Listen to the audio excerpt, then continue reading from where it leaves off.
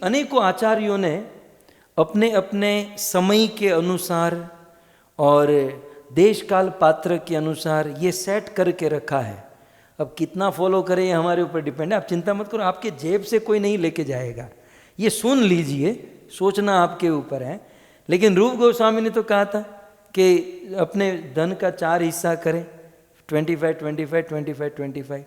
25% अपने समाज वालों को दें, 25% ब्राह्मणों को बांटे, 25% इमरजेंसी के लिए रखें। तो इस प्रकार से मनु महाराज ने मनुस्मृति में धन के 6 भाग करने के लिए बताया कि धन के 6 भाग करें। ये उस समय की बात है। 1 भाग देवताओं के लिए, 1 भाग ऋषियों के लिए, 1 भाग अतिथि, ये अलॉट कर देना चाहिए। 1 भाग अतिथि के लिए, 1 भाग स्वयं अपने लिए, और 1 भाग जनता के लिए, जनता टैक्स, और 1 भाग भगवान के लिए। तो ये आचार्यों ने प्रैक्टिकली अपने देश काल पात्र के अनुसार सेट किया है।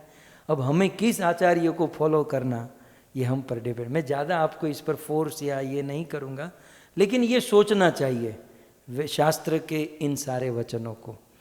और एक बात कहें, एक दृष्टांत दे देता हूँ, यदि आपकी दिमाग की खिड़की खुल जाए तो। दूसरे का धन अपना मान लेते हैं और हम उस धन का स्वामी, लखपति, करोड़पति, हम अपने आप को स्वामी मान लेते हैं, तो कितनी बड़ी आपत्ति में फंस जाते। समाज में हो जाता है, इसका नाम हो गया, बैलेंस हो गया, ये सब कुछ होता है।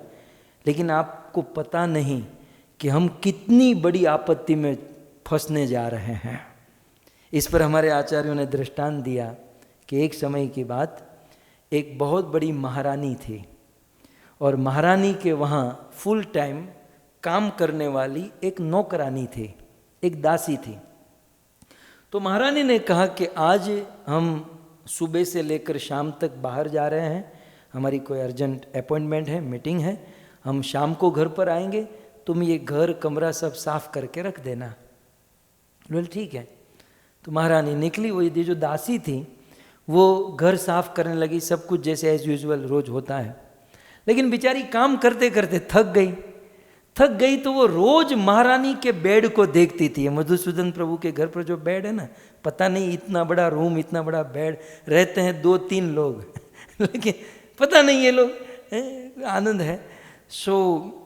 तो महारानी का बहुत बड़ा बेड था और ये रोज काम करती थी, तो सोचती थी कि ये बेड कितना अच्छा है, कभी यहाँ सोने को मिले तो। हम तो नीचे खटिया में सोते हैं, जमीन पर सोते हैं। तो आज महारानी रात को आने वाली है, तो इसने सोचा वैसे काम करके थक गई हूँ, काम जल्दी कंप्लीट हो गया है, 2-3 घंटा बेड पर सो जाऊँ। तो इतने दिनों से मैं देख रही हूँ, तो इतने दिनों से एक थोड़ा सा आनंद अनुभव मिल जाए। तो ये बेचारी नौकरानी बेड पर सो गई और उस महारानी की मीटिंग कुछ कैंसिल हो गई। क्या हुआ, शाम को रात को घर पर आना था, ये दोपहर को ही घर पर आ गई बिना बेल बजाए दरवाजा खोला और अंदर आकर देखा तो महारानी के बेड पर नौकरानी सोई हुई है, वो दासी सोई हुई है।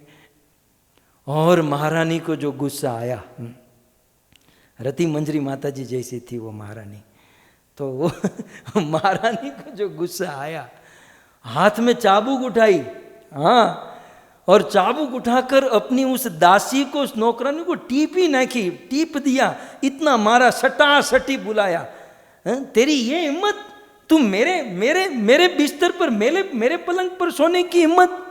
बहुत मारा, बिल्कुल लुहान कर दिया। लेकिन आश्चर्य की बात यह थी कि वो नौकरानी हंस रही थी, एक हंटर पर, एक चाबुक पर जोर जोर से हंस रही है। रोना चाहिए था, ये हंस रही है। तो बहुत मारा उस महारानी ने, नौकरानी को बहुत पीटा। फिर महारानी कहती है कि यार मैं तुझे इतना मार रही हूं, फिर भी तू रो नहीं रही, तू हंस क्यों रही है।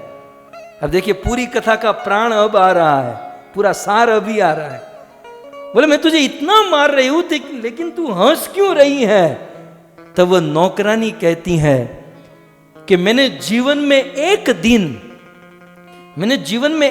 दिन और वो भी 1 घंटे के लिए इस बेड को अपना माना। पराया है ना, लेकिन इस बेड को मैंने जीवन में एक बार, एक दिन के लिए मैंने मेरा माना, मेरी ये हालत हो गई। महारानी, आप 50 साल से इस घर को अपना मानती हो, मेरा ईश्वर आपको कितना मारेगा, वो भगवान आपको कितना पीटेगा, ये सोचकर मैं हंस रही हूं कि 1 घंटे में मेरी ये हालत हुई। तो ये जगत, ईशावास्यम इदम सर्वम यत्किंचित जगत्याम जगत, ये दुनिया भगवान की है, ईश्वर की है, और ईश्वर की वस्तु हम हमारी मानेंगे तो क्या दंड नहीं मिलेगा? इसलिए तो श्लोक में लिखा दंडम अर्हति। हमारे घर पे बेड बिस्तर पर कोई पराया सोए तो वो दंड के योग्य है। तो ये जो दुनिया है वो किसकी है? ईश्वर की है, भगवान की है, और उसे यदि हम अपना मान लेंगे तो क्या दंड नहीं मिलेगा? अवश्य दंड मिलेगा।